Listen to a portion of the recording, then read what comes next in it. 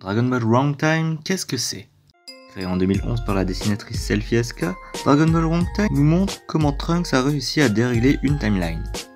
Alors qu'il était censé déposer le médicament pour soigner la maladie du cœur de Goku, Bulma se trompera accidentellement dans la date de départ de la machine temporelle et enverra Trunks à l'époque de l'arc Saiyan. Ne connaissant pas les événements de l'arc Saiyan, Trunks sera déboussolé et devra analyser la situation, voyant Nappa et Vegeta, donc techniquement son père, en train de dézinguer la Z-Team.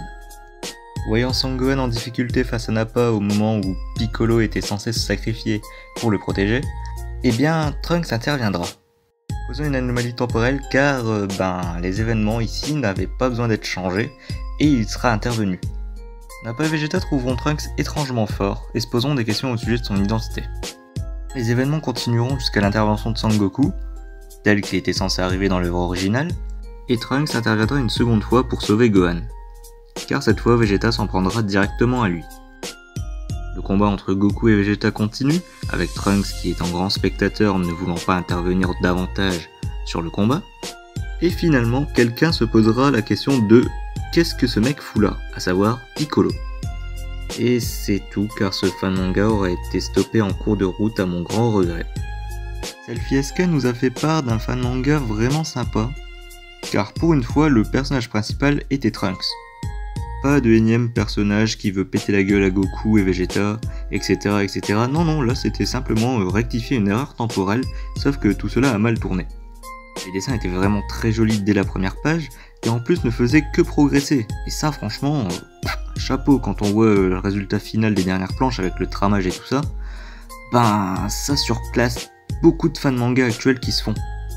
Son trait était maîtrisé, j'ai quasiment vu aucune erreur d'anatomie. Et gros point positif, pour une fois dans un fan manga Dragon Ball, on a beaucoup de blabla et une narration qui tient la route du début à la fin. Donc je suis triste que ce fan manga n'ait pas continué. Car j'aurais bien voulu voir jusqu'où aurait été ce fan manga.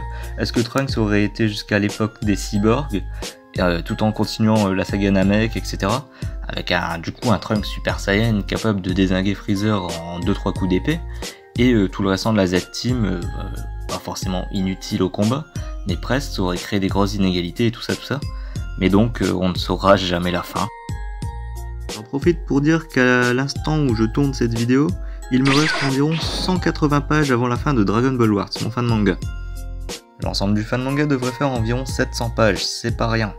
Je compte sur vous pour le lire et le partager, et donner votre avis dans les commentaires. Sur ce, je vous laisse, à la prochaine.